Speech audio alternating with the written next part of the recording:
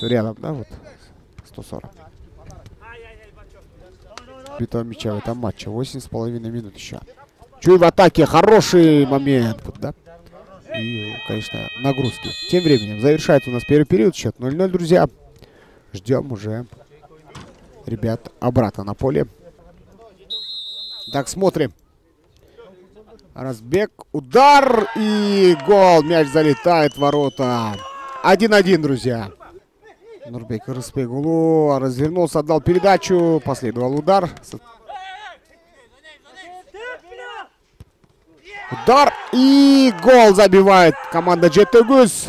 Очень красивый эпизод. Ну и очень далеко от ворот. Разбег. Удар сильнейший и в штангу. Второй матч сегодня мы смотрим для сегодня. И никак не дождусь, когда же вот такие вот удары приведут к результату. Здесь ответная атака Жетегуза. И счет у нас становится 3-1. Кто будет бить? 12-й, наверное. Разбег. Удар. Рикошет. И в перекладе на этом замечательном пляжу начинает собираться. Ну, проявили свои волевые качества футболисты Жетегуза. Не стали сдаваться при счете 1-0 и забили 3. Таким образом Жетегуз одержит победу.